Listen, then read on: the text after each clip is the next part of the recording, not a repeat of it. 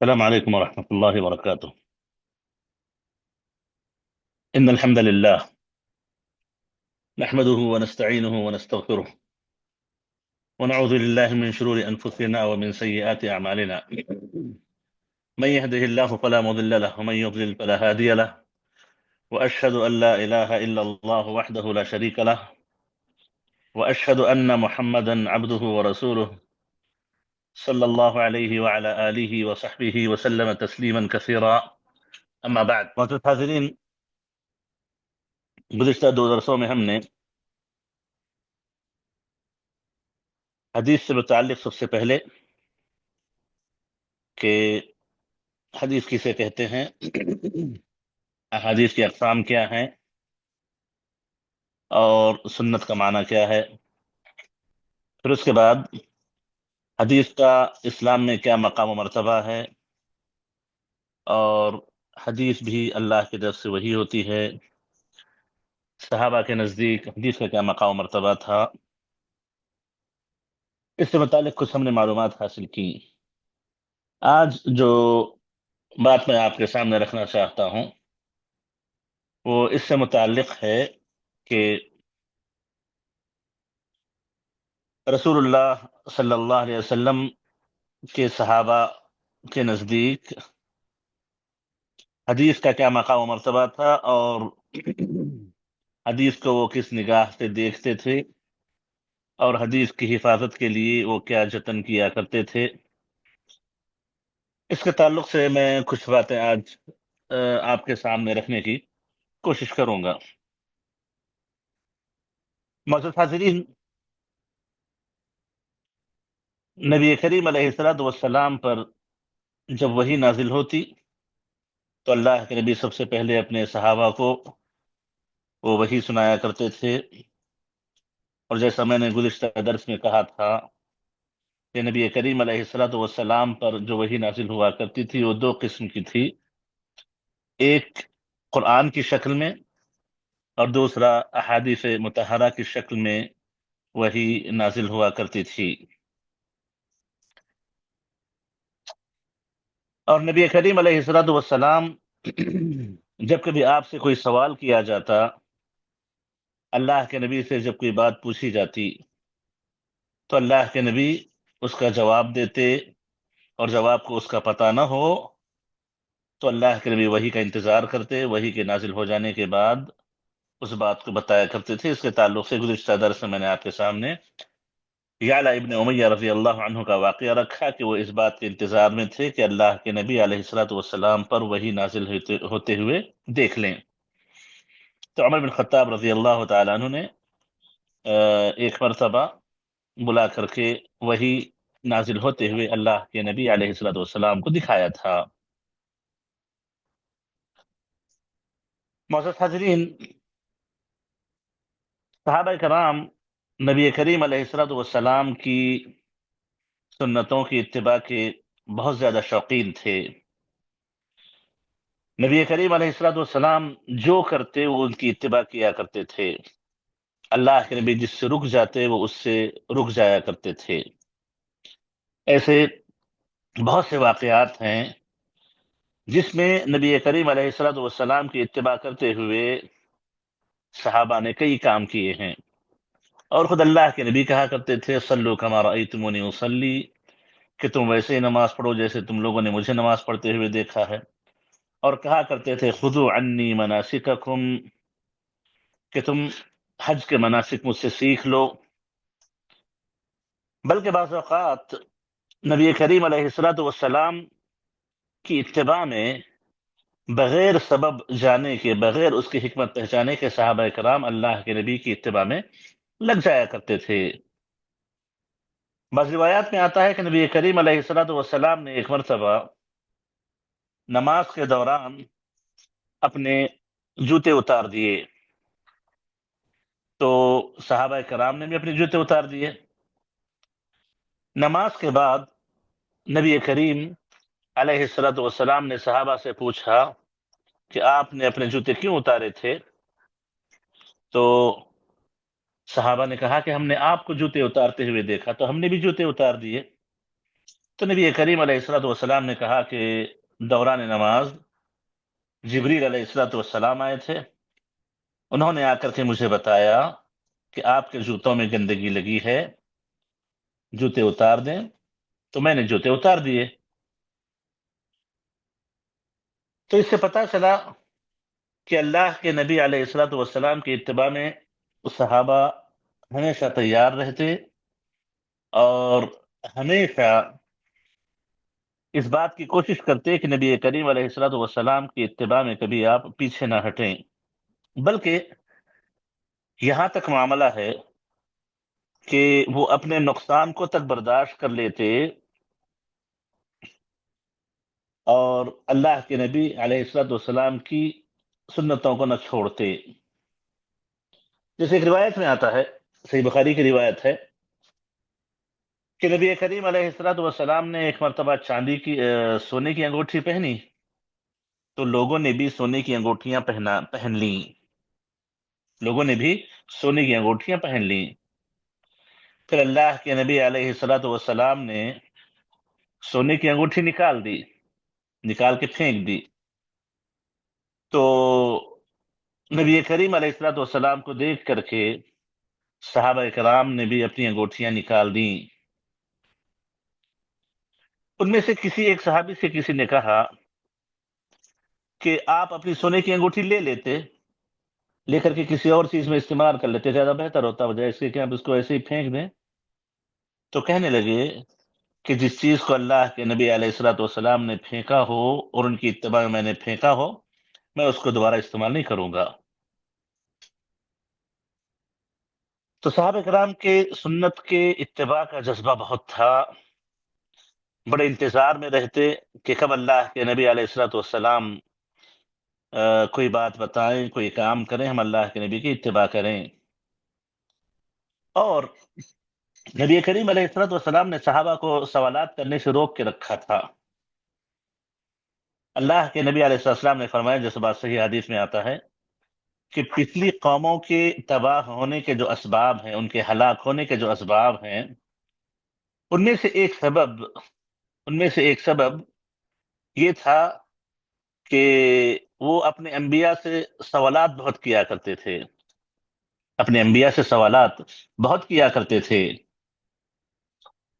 تو اللہ کے نبی نے جب یہ بات سنائی اور آپ نے صحابہ کو سوالات کرنے سے منع کیا، تو صحابہ سوالات کرنے سے رک گئے۔ اور آپ دیکھیں گے سنت کی جو پیروی کرتے ہیں، جن کو حدیثوں کا علم ہے، یا آپ تلاش کریں، تو عام طور پر نبی کریم علیہ الصلوۃ والسلام سے جن صحابہ نے جو سوالات کیے ہیں، وہ بڑے مختصر سوالات ہیں، زیادہ سوالات نہیں ہیں جو اللہ کے نبی سے صحابہ نے کیے ہوں، جو آپ کے ساتھ ہمیشہ رہا کرتے تھے۔ اور اگر سوالات ملتے بھی ہیں تو تمام سوالات تقریباً اسی سے متعلق ہیں کہ اللہ کے نبی، مجھ سے یہ عمل ہو گیا، میں کیا کروں؟ اگر کسی سے کوئی مسئلہ ہو جائے تو کیا کرے؟ یعنی ایسے تطبیقی سوالات ان کے پاس ہوا کرتے تھے، ایسے پریکٹیکل سوالات ان کے پاس ہوا کرتے تھے جو ان کی زندگیوں سے متعلق تھے۔ آج کل جیسے ہمارے اپنے سوالات ہوا کرتے ہیں کہ ہم فلاں کے تعلق سے پوچھیں، فلاں کے تعلق سے پوچھیں، فلاں کے تعلق سے معلوم کریں، اپنے عمل پر کوئی نظر نہ ہو، اپنی کوئی فکر نہ ہو، دوسروں کے اعمال کی بہت زیادہ فکر ہو، فلاں نے ایسے کر دیا، فلاں نے وہ کر دیا۔ یہ سوالات صحابہ کے نہیں تھے۔ صحابہ عام طور پر سوالات اپنی زندگی سے متعلق، اپنے اعمال سے متعلق کیا کرتے تھے۔ جب اللہ کے نبی نے سوالات کرنے سے منع کر دیا تو احتیاط کرتے، سوال نہیں کرتے، اللہ کہ مجبوری ہو تو سوال کرتے۔ اور ایسا بھی ہوتا ہے کہ بعض اوقات خود سوال نہ کر کے کسی اور سے سوال پوچھنے لگاتے، پوچھواتے اس سے۔ تو اسی درمیان ان کی بڑی خواہش ہوتی کہ کاش کوئی دیہاتی آ جائے، کوئی بدو آ جائے اور آ کر کے اللہ کے نبی علیہ الصلوۃ والسلام سے سوالات پوچھے، اور ذرا چالاک بدو ہو کوئی، وہ آیا کہ اللہ کے نبی سے کچھ سوالات پوچھے اور اس کے سوالات سے ہم فائدہ اٹھائیں، ہمیں کچھ علم مل جائے۔ یہ صحابہ کرام کی خواہشیں ہوا کرتی تھیں۔ اسی لیے آپ حدیث میں پاتے ہیں کہ کچھ صحابہ بدوی جو تھے، بدو دیہاتی جو تھے، وہ آئے تھے، انہوں نے کچھ سوالات کیے، وہ سوالات منقول ہیں۔ تو یہ صحابہ کرام کا شوق تھا سنتوں سے متعلق، کہ اللہ کے نبی علیہ الصلوۃ والسلام کی سنتوں کو وہ جان سکیں، پہچان سکیں، اور اس کو اپنی زندگی میں اپنی پریکٹس میں لا سکیں۔ اور اسی طریقے سے صحابہ کرام یہ ایک اور کام کیا کرتے تھے کہ کوشش اس بات کی کرتے کہ اللہ کے نبی کے ساتھ اکثر رہیں یا ہمیشہ رہیں، تاکہ اللہ کے نبی کی سنتوں کا پتہ چل سکے، نبی کریم علیہ الصلوۃ والسلام کی سنتوں کی جانکاری انہیں ہو سکے۔ اور چونکہ ان کے اپنے بیوی بچے تھے، ان کی اپنی ذمہ داریاں تھیں، ان کی اپنی مشغولیتیں تھیں، ان کی اپنی تجارتیں تھیں، مدینے کا ماحول تھا، کھیتی باڑیاں تھیں، تو وہ ہمیشہ اللہ کے نبی کے ساتھ نہیں رہ سکتے تھے۔ تو انہوں نے ایسے کیا کہ ایک صحابی اپنے پڑوسی کے ساتھ کچھ ایسے معاملات طے کر لیتا کہ میں اور آپ دن بانٹ لیں گے، ایک دن تم کام پہ چلے جاؤ، میں اللہ کے نبی کے پاس جاؤں گا، اللہ کے نبی کے ساتھ رہوں گا، دن بھر آپ کی حرکتوں کو، آپ کے اعمال کو، آپ کے اقوال کو دیکھوں گا، شام میں آؤں گا تو آ کر کے تمہیں وہ تمام باتیں سنا دوں گا۔ پھر دوسرے دن میں کام پہ جاؤں گا، تم چلے جاؤ، جا کر کے اللہ کے نبی علیہ الصلوۃ والسلام کے ساتھ رہو، اور اللہ کے نبی کے ساتھ رہ کر کے آپ کے اعمال دیکھو، آپ کی حرکتیں، آپ کے اقوال، آپ کے فرامین سنو، اور آ کر کے مجھے سنا دو۔ تو اس سے اس بات کی دلیل ملتی ہے کہ صحابہ کرام اس حد تک نبی کریم علیہ الصلوۃ والسلام کے پاس جا کر کے بیٹھنے، ان کی مجلسوں میں شریک ہونے، سنتوں کو جاننے اور اس پر عمل کرنے کی حد درجہ نبی کریم علیہ السلام کے صحابہ کوشش میں رہا کرتے تھے، کوششیں کیا کرتے تھے، جو اس بات کی دلیل ہے کہ صحابہ کرام رضی اللہ عنہم اجمعین یہ وہ صحابہ ہیں جنہوں نے نبی کریم علیہ الصلوۃ والسلام کی سنت، اللہ کے نبی کی حدیثوں کے مرتبے کو پہچانا۔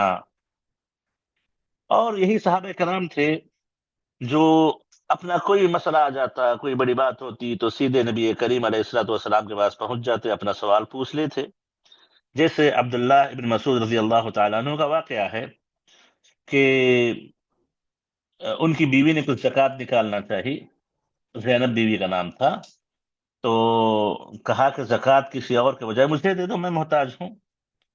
تو انہوں نے کہا کہ نہیں، جب تک اللہ کے نبی سے نہ پوچھ لوں میں تمہیں نہیں دے سکتی، تم تو میرے شوہر ہو۔ اللہ کے نبی کے پاس پہنچی، نبی کریم علیہ الصلوۃ والسلام نے انہیں بتایا کہ ہاں تمہارے شوہر تمہاری زکوٰۃ کے حقدار ہو سکتے ہیں، انہیں دے سکتی ہو۔ تو یہ صحابہ کرام کے دینی علم حاصل کرنے، حدیثوں کے معلوم کرنے کا جذبہ تھا کہ وہ آ کر کے نبی کریم علیہ الصلوۃ والسلام کے پاس اپنے سوالات رکھتے، سنتوں کو جاننے کی کوشش کرتے۔ اللہ کے نبی کی زندگی میں یہی طریقہ چلتا رہا۔ نبی کریم علیہ الصلوۃ والسلام کی زندگی کے بعد، اللہ کے نبی علیہ السلام کے انتقال کے بعد، عام طور پر کبار صحابہ، بڑے بڑے صحابہ، ان کی طرف لوگ رجوع کیا کرتے تھے، اور اسی طریقے سے صحابہ کرام خاص طور پر گھریلو مسائل کی پہچان کے لیے کسی بچے کو یا کسی لونڈی کو یا کسی کو غلام کو بھیجتے، جا کر کے اللہ کے نبی علیہ الصلوۃ والسلام کی بیویوں کے پاس جا کر کے نبی کریم علیہ الصلوۃ والسلام کی سنتوں کو معلوم کر سکیں کہ اللہ کے نبی علیہ الصلوۃ والسلام نے اس کو کیسے کیا۔ اور خود نبی کریم علیہ الصلوۃ والسلام نے اپنی بیویوں کو تربیت بھی کچھ ایسی ہی دی تھی۔ جیسے ایک مرتبہ نبی کریم علیہ الصلوۃ والسلام کے پاس ایک عورت آتی ہے، آ کر کے اپنے استحاضہ کے مسائل پیش کرتی ہے، نبی کریم علیہ السلام کچھ سمجھاتے ہیں اس کو، اور وہ سمجھ نہیں پاتی، کچھ مزید استفسار کرتی ہے، کچھ مزید سوال کرتی ہے۔ تو مائی عائشہ صدیقہ رضی اللہ عنہ وہی تھی، وہ کہتی ہیں کہ میں نے اسے ہاتھ پکڑ کے کھینچ لیا، میں نے اسے بتایا کہ استحاضہ میں یا پھر اس قسم کے مسائل میں پاکی کیسے حاصل کی جاتی ہے، کیسے کرنا چاہیے۔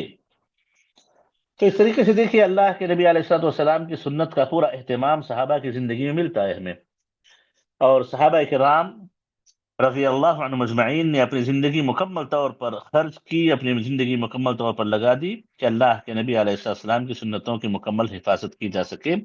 اور حفاظت کا سب سے بہترین طریقہ ان کے پاس یہ تھا کہ وہ جس بات کا پتہ چل جاتا، جیسے میں نبی کا، اس پر عمل پیرا ہو جاتے، اس پر عمل کر لیتے۔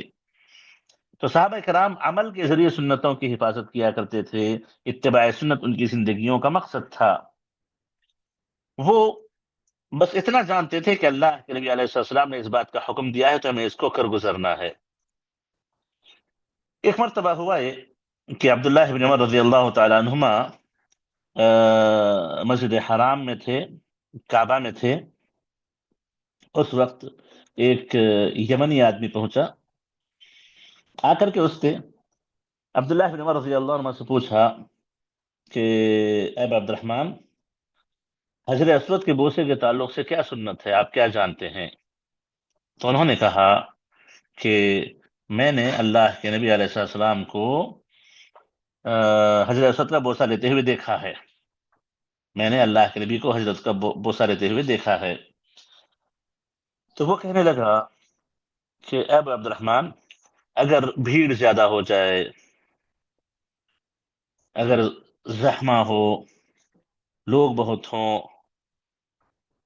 تو اس وقت ابن عمر نے ان سے کہا کہ یہ جو اگر اگر اس کو عربی زبان میں ارائیتا کے الفاظ اسے حدیث میں وارد ہے، ارائیتا ان کان کذا و کذا، ارائیتا ان کان کذا و کذا، بتائیے اگر بھیڑ زیادہ ہو، بتائیے اگر ایسے ہو۔ تو ابن عمر رضی اللہ عنہما نے کہا کہ یہ جو ارائیتا کا لفظ ہے اگر مگر کا، اٹھا کے یمن میں رکھو، میں نے نبی کریم علیہ الصلوۃ والسلام کو حجر اسود کا بوسہ لیتے ہوئے دیکھا ہے۔ تو یہ صحابہ کرام کی اتباع سنت کا جذبہ تھا۔ ہاں یقیناً بھیڑ بھاڑ میں داخل ہو کر کے دوسروں کو دھکے مارتے ہوئے، تکلیف پہنچاتے ہوئے حضرت کا بوسہ نہیں لیا جانا چاہیے، یہ آپ لوگوں کو بھی پتہ ہونا چاہیے، پتہ ہوگا انشاءاللہ تعالی۔ یہ تکلیف کے بغیر حجر اسود کا بوسہ ہونا چاہیے، کیونکہ حجر اسود قیامت کے اس حال میں آئے گا کہ اس کی دو آنکھیں ہوں گی اور زبان ہوگی، وہ اپنی دونوں آنکھوں سے دیکھ کر کے لوگوں کو پہچانے گا کہ کس کس نے بوسہ دیا، اور وہ آ کر کے اپنی زبان سے گواہی دے گا کہ کس نے اچھے انداز سے بوسہ لیا اور کس نے ظلم کرتے ہوئے بوسہ لیا ہے۔ تو طاقت ہو تکلیف نہ دے کر کے بوسہ لے سکتے ہو لے ضرور، وہ طاقت نہ ہو تو جو چیز اپنے ہاتھ میں ہو اس کو ٹچ کر کے اس کو بوسہ دے دیں، ممکن ہو تو وہ کر لیں، اگر وہ ممکن نہ ہو تو آپ دور سے اشارہ کر کے چلے جائیں۔ یہ ابن عمر کو بھی پتہ ہے، لیکن وہ اس بات کو ناپسند کرتے تھے کہ اللہ کے نبی کی سنتوں کو آپ اگر مگر اس قسم کے سوالات لا کر کے ہلکا کر دیں، بلکہ جذبہ ہونا چاہیے کہ اللہ کے نبی کی سنت جب پتہ چلے تو عمل پیرا ہو جائیں، اس کو قبول کر لیں، اس پہ عمل کر لیں۔ جیسا کہ امام مالک کہا کرتے تھے کہ السنت سفینۃ نوح، من رکبها نجا ومن تخلف عنها ہلک۔ سنت یہ نوح علیہ السلام کی کشتی جیسی ہے، جو اس کشتی میں سوار ہو گیا وہ نجات پا گیا، اور جو اس کشتی میں سوار نہ ہوا وہ ہلاک ہو گیا۔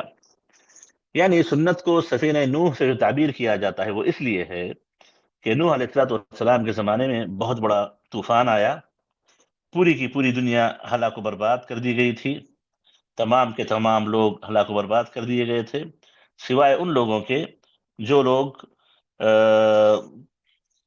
نوح علیہ السلام کشتی میں سوار ہو گئے، ان کے علاوہ تمام کے تمام لوگ ہلاک و برباد کر دیے گئے۔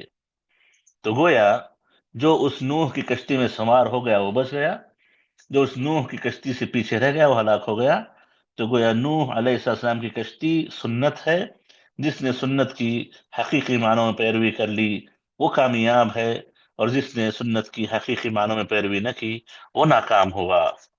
تو معزز حاضرین، یہ بات یاد رکھیں کہ سنت کی پیروی کرنا، سنت کو معلوم کر کے اس کے مطابق عمل کرنا، اور سنت کے پتہ چل جانے پر سنت کی مخالفت نہ کرنا، یہ ہمارا طریقہ ہے، یہ ہمارا شیوا ہونا چاہیے۔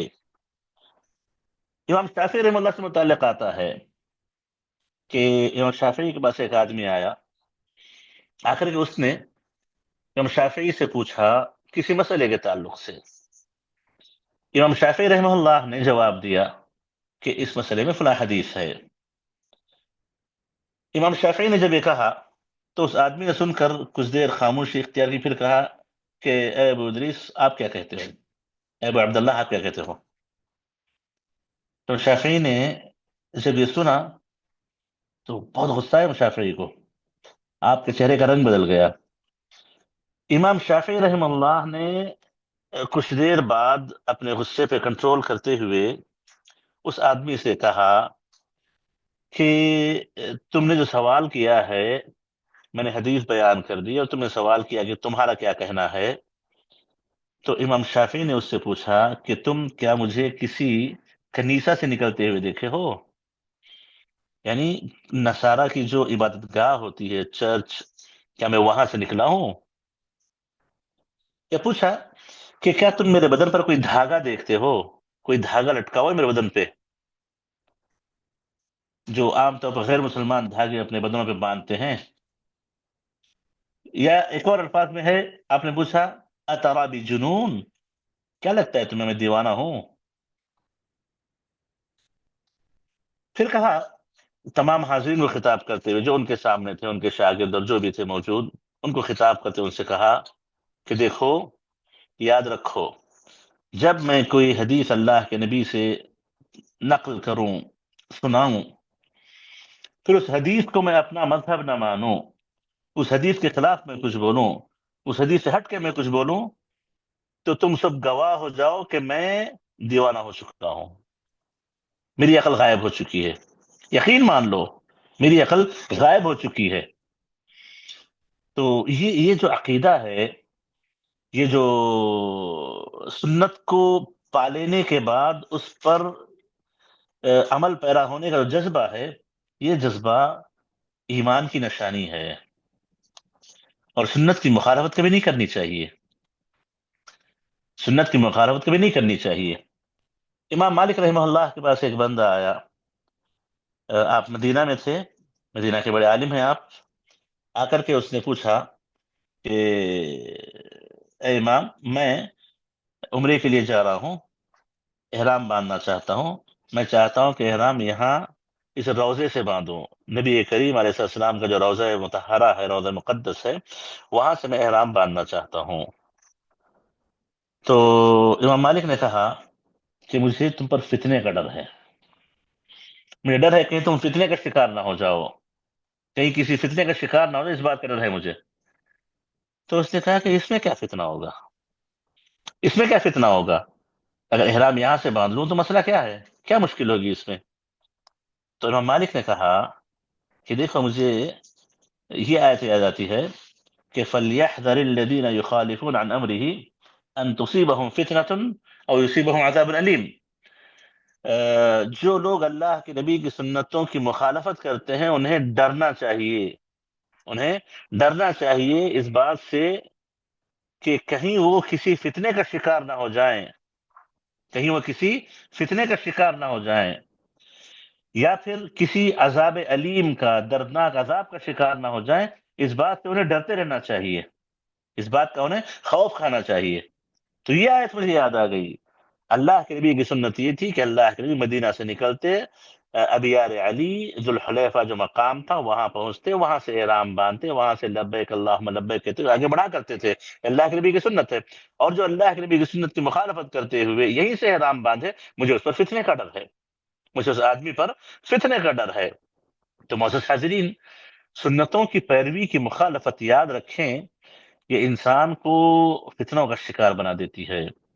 ایک مسلمان کا شیوا یہ ہونا چاہیے کہ جب اللہ کے نبی کی سنت کا پتہ چل جائے تو وہ اس حدیث پر عمل پیرا ہو جائے جہاں تک اس کی طاقت ہے. کیا فرمایا اللہ کے نبی علیہ السلام نے؟ یہی فرمایا کہ ما امرتکم بامر فأتوا منه ما استطعتم واذا نهيتكم عن شيء فاجتنبوه. جب میں کسی بات کا تمہیں حکم دوں تو تم جہاں تک طاقت ہے ضرور کرو اس کو. دیکھیے، اسلام کا ایک قاعدہ ہے، قرآن کا قانون ہے کہ لا یکلف اللہ نفسا الا وسعها. اللہ کسی بھی انسان کو اتنا ہی مکلف کرتا ہے جتنی اس کی طاقت ہوتی ہے. اللہ طاقت سے بڑھ کے کسی کو مکلف نہیں کرتا. لا یکلف اللہ نفسا الا وسعها.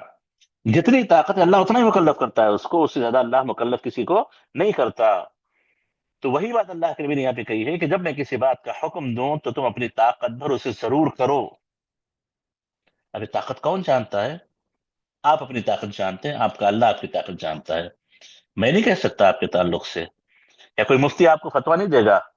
آپ کے حالات آپ جانتے ہیں، آپ کی کیفیت آپ کو پتہ ہے.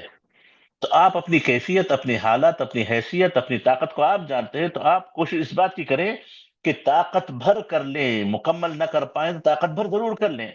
جیسے اللہ نے کہا فاتقوا اللہ ما استطعتم، جتنی تمہاری طاقت ہے اتنا اللہ سے ڈرو، اتنا اللہ کا تقوی اختیار کرو. تو معزز حاضرین، جو اللہ کے نبی نے یہاں پہ کہا کہ اذا امرتکم بامر فاتوا منه ما استطعتم، جب میں تمہیں کسی بات کا حکم دوں تو اتنا کرو جتنی تمہاری طاقت ہے.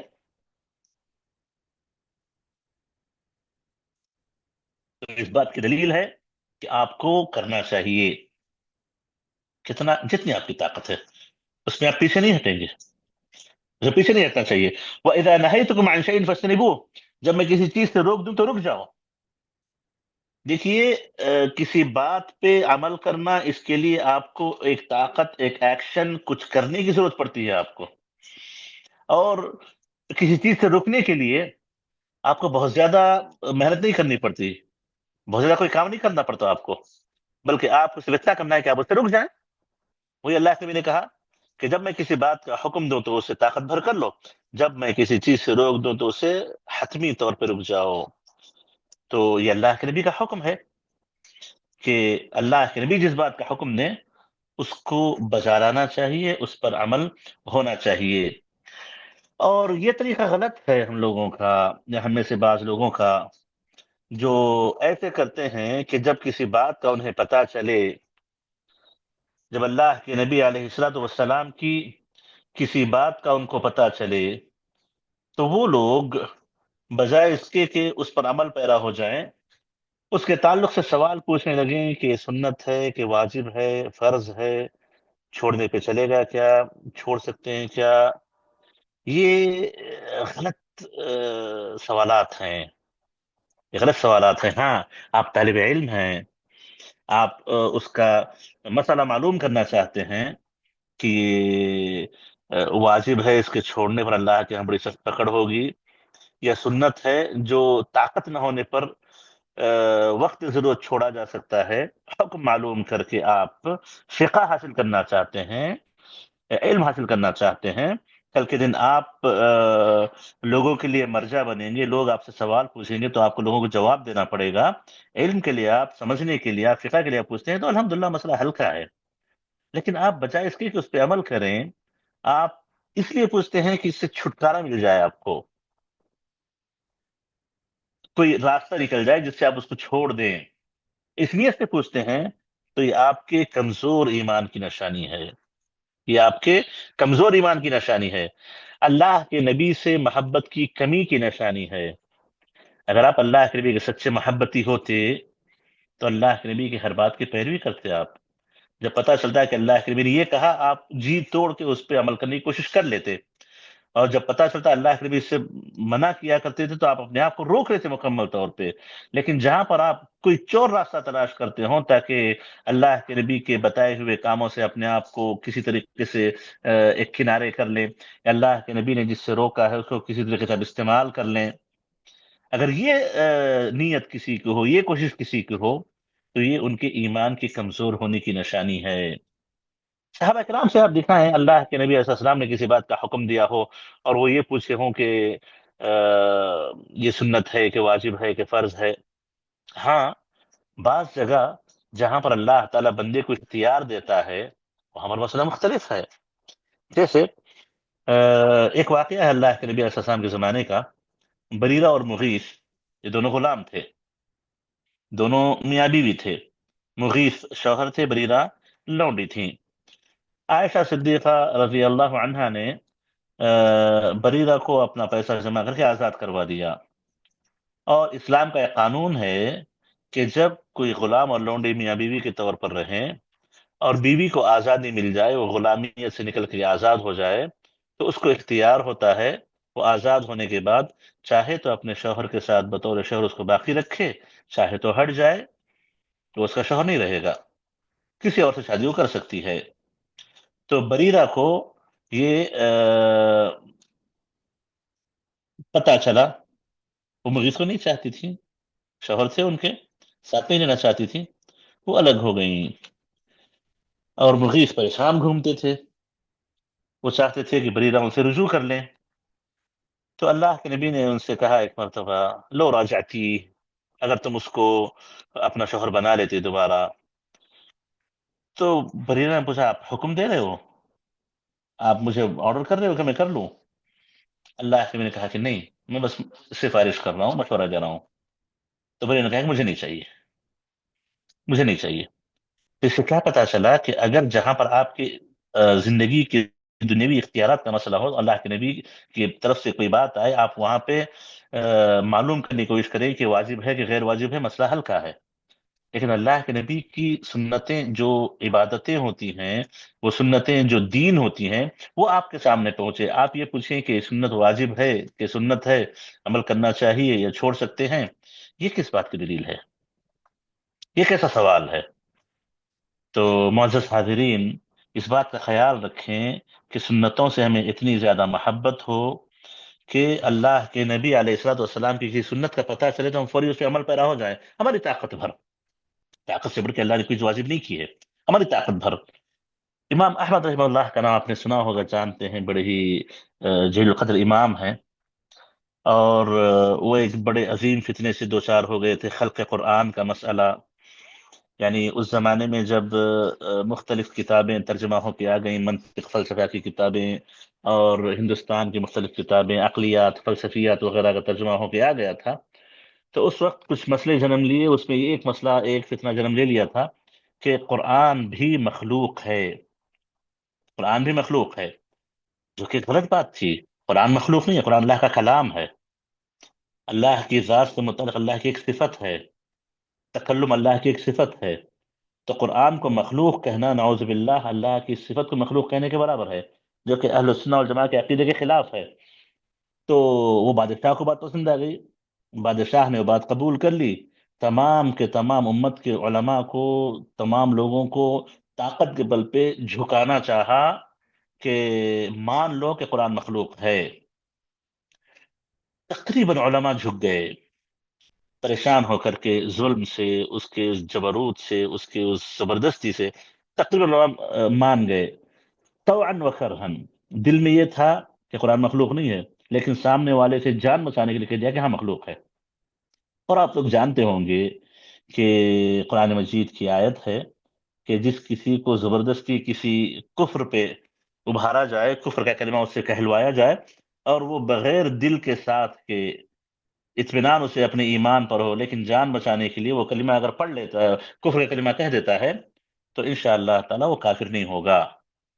تو اسی اعتبار سے یہ کہنا کہ اللہ کا کلام قرآن مخلوق ہے، کفر ہے. لیکن بعض علماء نے اپنی جان بچانے کے لیے، ظالم کے ظلم سے اپنے آپ کو بچانے کے لیے، ان لوگوں نے کہہ دیا کہ ہاں قرآن مخلوق ہے اور اس کی شریعت میں اجازت ہے. لیکن کوئی نہ کوئی ہو جو ٹھہرے حق پر. تو امام احمد بن حنبل رحمہ اللہ وہ امام ہیں جنہوں نے اپنی ثبات قدمی سے رہتی دنیا تک کے لیے اپنی ایک ایسی مثال پیش کر دی سنت پر، حق پر قائم رہنے کی، کہ ایسی کوئی مثال پیش نہیں کر سکتا، ایسی کوئی مثال پیش نہیں کر سکتا. امام احمد بن حنبل رحمہ اللہ نے انکار کیا، کہا کہ قرآن مخلوق نہیں ہے. وہ منوانا چاہتے تو کہتے ہاتوا برہانکم ان کنتم صادقین، اگر تم سچے ہو تو اپنی دلیل پیش کرو، تو اپنی دلیل پیش کرو کہ قرآن مخلوق ہے. قل ہاتوا برہانکم ان کنتم صادقین. تو کوئی دلیل تو نہیں تھی ان کے پاس، مارتے پیٹتے. کہتے ہیں جب وہ جیل میں گئے تو ایک ڈاکو یا چور سے ملاقات ہوئی جیل خانے میں. اس نے ان سے کہا کہ ہم باطل پر جم جاتے ہیں، ہم چور ہیں، اچکے ہیں، ڈاکو ہیں، گناہ کے کام کرتے ہیں، لیکن جرم قبول نہیں کرتے، یا عذاب اور تکلیف ہزار سہتے اپنا کام نہیں چھوڑتے. جب ہم باطل پر رہتے ہوئے، جب ہم باطل پر رہتے ہوئے اتنا برداشت کر سکتے ہیں، تو آپ حق پہ رہتے ہو بہت برداشت کر پاتے ہو. تو امام احمد کہتے ہیں کہ اس کی بات نے مجھے بہت قوت بخشی، اس کی بات نے مجھے بہت قوت بخشی، اور مضبوط ہو گیا میں اپنی بات میں. اور جس آدمی کو امام احمد پر مسلط کیا گیا تھا عذاب دینے کے لیے، وہ کہتا ہے، تاریخ میں لکھا ہوا ہے کہ امام احمد کو میں نے جتنے کوڑے لگائے ہیں، اگر میں کسی ہاتھی کو اس میں سے کچھ کوڑے مار دیتا تو ہاتھی بیٹھ جاتا، ہاتھی ہو سکتا دم توڑ دیتا. لیکن امام احمد ثابت قدم رہے اسی بات پر کہ قرآن مخلوق نہیں ہے، یہ اللہ کا کلام ہے. اور تم کہتے ہو اللہ کا کلام میں مخلوق ہے، ہاں تو برہانکم ان کنتم صادقین، سچے ہو تو دلیل لا کے بتاؤ اپنی اس بات کے سچ ہونے پر۔ تو یہ اس بات کی دلیل ہے کہ سنت کے پتہ چل جانے پر انسان کو ثابت قدم رہنا چاہیے، اور یہ ایک عظیم مثال ہے اس بات کی کہ اگر آپ کو حق پتہ چل جائے تو حق پہ آپ جم جائیں، حق پہ آپ جم جائیں، حق پہ آپ ڈٹ جائیں۔ یہ مثال ہے امام احمد رحمہ اللہ کی۔ وہ میں کہنا یہ چاہ رہا تھا کہ جب یہ مسئلہ شروع ہوا، فتنہ چل رہا تھا، اور امام احمد وانٹڈ تھے، تلاش جاری تھی ان کی کہ ان کو پکڑ کے لایا جائے، ان کو مارا جائے، ان کو تکلیف دی جائے، ان کو قید بھی ڈالا جائے۔ وہ چھپتے چھپاتے پھر رہے تھے۔ کہتے ہیں بغداد ہی میں ایک جگہ وہ ایک آدمی کے پاس رکے ہوئے تھے، 3 دن ہو گئے، 3 دن گزر گئے۔ 3 دن گزرنے کے بعد امام احمد نے اپنے اس گھر کے مالک سے کہا کہ کوئی اور جگہ بتاؤ تاکہ وہاں منتقل میں ہو سکوں۔ تو اس نے امام احمد سے کہا کہ اس سے زیادہ سیف کوئی اور جگہ نہیں ہے، اس سے زیادہ سیف کوئی اور جگہ نہیں ہے، آپ یہیں پہ رہیں۔ تو انہوں نے کہا کہ دیکھو، نبی کریم علیہ الصلوۃ والسلام کی یہ سنت ہے کہ نبی کریم علیہ الصلوۃ والسلام جب غار ثور میں رکے تھے تو آپ صرف 3 دن رکے تھے، اس کے بعد آپ نے وہ جگہ چھوڑ دی تھی۔ میں چاہتا ہوں کہ سنت پہ عمل کر لوں، میں چاہتا ہوں کہ سنت پہ عمل کر لوں۔ کہہ رہا ہے بندہ کہ اس سے کوئی اور سیف جگہ نہیں ہے، لیکن وہ کہتے ہیں کہ میں سنت پہ عمل کرنا چاہتا ہوں۔ تو میں یہ کہنا چاہ رہا ہوں کہ یہ جذبہ ہونا چاہیے، یعنی یہ ایسی سنت نہیں ہے کہ ضروری ہے امام احمد کو کہ آپ وہاں سے وہ ہٹیں ہی، لیکن ایک جذبہ ایمان، اللہ کے نبی کی سنتوں سے محبت، اور اللہ کے نبی کی سنتوں پر عمل کرنے کا جو ان کا ایک شوق تھا، یہ ہمیں دیکھنا چاہیے۔ اور کتنی سنتیں ایسی جو ہماری اپنی طاقت میں ہوتی ہیں، جو ہم جانتے ہیں لیکن کرتے نہیں ہیں، کرتے نہیں ہیں۔ اور یہ اور قبیح اور بدترین بات ہوگی کہ ہم یہ سوال پوچھ لیں کہ سنت کے تعلق سے کہ واجب ہے کہ غیر واجب ہے، کرنا چاہیے یا چھوڑ سکتے ہیں اس کو۔ یہ طریقہ صحیح نہیں ہے، یہ طریقہ صحیح نہیں ہے۔ تو حاضرین، عمل بالحدیث، سنتوں پر عمل کرنا، یہ ہر مسلمان پر واجب ہے۔ یہ نہ پوچھے کہ یہ واجب ہے کہ نہیں ہے، چھوڑیں گے تو چلے گا کہ نہیں چلے گا، نہیں۔ اللہ نے کیا کہا؟ قل ان کنتم تحبون اللہ فاتبعونی، اے نبی آپ کہہ دیجئے کہ اگر تم اللہ سے محبت کرتے ہو تو میری اتباع کرو، میری اتباع کرو، یحببکم اللہ، نتیجے میں اللہ تم سے محبت کرے گا، نتیجے میں اللہ تم سے محبت کرے گا۔ تو معزز حاضرین، اللہ کی محبت اگر چاہیے تو اللہ کے نبی کی سنتوں کی اتباع مکمل ہونی چاہیے، یہی اصل ہے۔ جس سنت کا آپ کو پتہ چلے آپ اس پہ عمل کر لیں، آپ اس پہ عمل کر لیں۔ طاقت نہ ہو، مسئلہ مختلف ہے، تو طاقت بھر آپ کریں۔ جیسے ہی پتہ چلے آپ کو یہ جذبہ ہونا چاہیے کہ مجھے اس پہ عمل کرنا ہے، بس مجھے اس کے مطابق چلنا ہے، بس یہ آپ کا جذبہ ہونا چاہیے۔ طاقت نہ ہو تو اللہ جانتا ہے، آپ بہتر جانتے ہیں، آپ کے حالات آپ کو پتہ ہیں۔ تو ان تمام سے ہی پتہ چلتا ہے کہ آپ کے ایمان کا تقاضا یہ ہے، آپ کے ایمان کا تقاضا یہ ہے کہ اللہ کے نبی علیہ الصلوۃ والسلام کی سنتیں جب پتہ چل جائیں تو اس پر ہم عمل پیرا ہو جائیں، یہی عمل بالحدیث ہے۔ اور اس میں علماء کرام نے تجرد کا لفظ استعمال کیا ہے۔ تجرد یعنی اپنے آپ کو خالی کر لینا، اپنے آپ کو ہر چیز سے الگ کر لینا، اپنی خواہشات سے اور دنیا کی ضرورتوں سے، ماں باپ کے طور طریقے سے، یا پھر جو بھی چیز دنیا میں ہو سکتی ہے، ان سب سے ہٹ کر کے آپ متجرد ہو جائیں سنتوں کی اتباع کے لیے، کہ اللہ کے نبی کی سنت کا پتہ چل جائے تو وہ میرے لیے واجب العمل ہے، اس پر میں عمل کروں گا۔ ورنہ بہت سی جگہ پر سنتوں پر عمل کے درمیان رکاوٹیں، کبھی ماں باپ کی سنتیں، ماں باپ کے طور طریقے، نفسانی خواہشات، یا اسی طریقے سے کبھی علماء کی تقلید، یا بہت چیزیں آ جاتی ہیں۔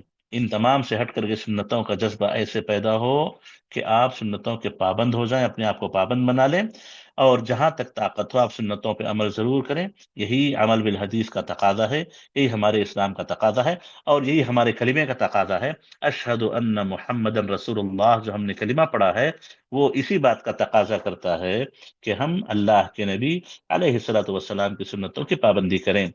انشاءاللہ ہو سکتا ہے اگلے درس میں آپ کو بتاؤں گا کہ اشہد ان محمد رسول اللہ جو ہم نے کلمہ پڑھا ہے اس کے چار تقاضے ہونے، اس کے چار تقاضے، علماء نے اس کے چار معنی پیش کیے ہیں۔ ہو سکتا ہے اگلے درس میں کچھ باتیں اس کے تعلق میں آپ کے سامنے رکھوں گا۔ یہ جو مختلف باتیں تھیں عمل بالحدیث کے تعلق سے، کہ صحابہ کیسے عمل کیا کرتے تھے، تابعین، تبع تابعین، ہاں، اور ہمارے ائمہ کرام حدیثوں پر عمل کا ان کا کیا جذبہ ہوا کرتا تھا، تو یہ مجھے آپ کے سامنے رکھنا مقصود ہے۔ جیسا کہ انشاءاللہ اس سلسلہ چلے گا، ان مقدمات کے بعد باقاعدہ ایک کتاب لے کر کے ہم لوگ حدیث پڑھنا شروع کریں گے، تو ہمارے دلوں میں جذبہ سرشار رہے، ہمارے دلوں میں یہ امنگ قائم رہے کہ جب اللہ کے نبی کی سنت میں پتہ چلے تو ہمیں اس پہ عمل کرنا ہے، ہمیں اس پہ عمل کرنا ہے، اور جہاں پر کچھ مشکل ہو جائے تو کم از کم طاقت بھر ضرور کریں گے۔ یہ ایمان اور یہ جذبہ ہمیں پیدا کرنے کی ضرورت ہے۔ تو یہ کچھ باتیں تھیں آج عمل بالحدیث کے تعلق سے میں نے آپ کے سامنے رکھنا چاہی۔ اگر اس کے تعلق سے کوئی سوال یا کوئی عام سا اشکال بھی ہو تو آپ لوگ انشاءاللہ پوچھ سکتے ہیں۔ اللہ تعالیٰ سے دعا ہے کہ اللہ تعالیٰ ہمیں اللہ کے نبی کی سچی محبت نصیب فرمائے، اور اللہ کے نبی کی سچی محبت کے نتیجے میں اللہ کے نبی کی سنتوں کی اتباع اور پیروی کا ہمیں موقع نصیب فرمائے، ہمیں جذبہ نصیب فرمائے، اور جب تک زندہ رکھے اللہ کے نبی سے محبت کرنے والا، آپ کی سنتوں کا ہمیں پابند بنا کر کے زندہ رکھے۔ آمین۔ سبحانک اللہم و بحمدک، اشہد ان لا الہ الا انت، استغفرک، وصلی اللہ وسلم علی نبینا محمد و آلہ وصحبہ اجمعین۔ السلام علیکم و رحمۃ اللہ وبرکاتہ۔